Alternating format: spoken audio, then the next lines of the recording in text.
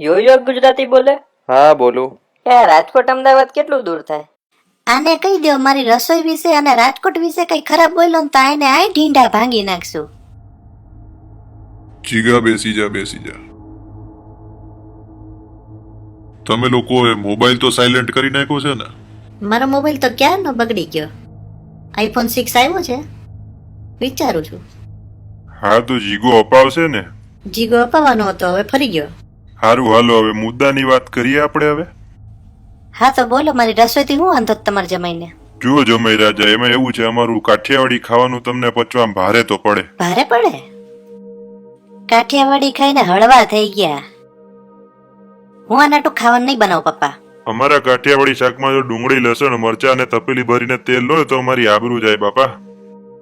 અમારી દીકરીનો જ વાંક નથી.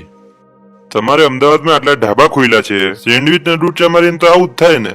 હાવ એવું નથી, અમદાવાદ દી અમુક આઈટમ ખાવા જેવી તો હોય છે. હેડો કોક ને તો અમદાવાદી ભાઈઓ. આને ઘેર હું રસોઈ નહીં બનાવું.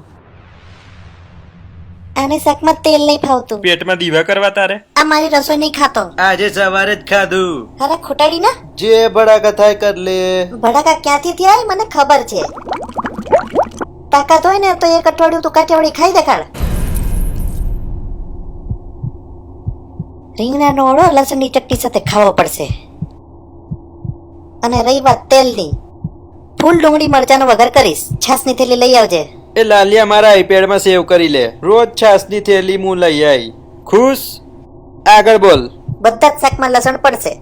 ફોલવાનું જ તમારે. બરોબર છે લાલિયા, આજથી પેટનું ભલે જે થવું હોય થાય. જાજરામાં પાણી નહીં હોય ત્યારે આણે જ ફાટક સુધી જવું પડશે. અને લખી લે, આજથી જીગો કાઠિયાવાડી ખાશે, લસણની ચટણી ખાશે, રાજકોટે આવશે. બધી વાત માની લીધી, હવે તો માની જા બકુડી. વાતો તો બધા કરે, ખાઈ દેખાડે ત્યારે માનીએ.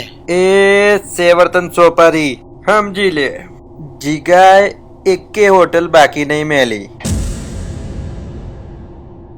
હેડો બાપુજી, મારે ગલ્લે મોડું થાય છે. હવે કાઠિયાવાડી ખાઈશું. Bye by.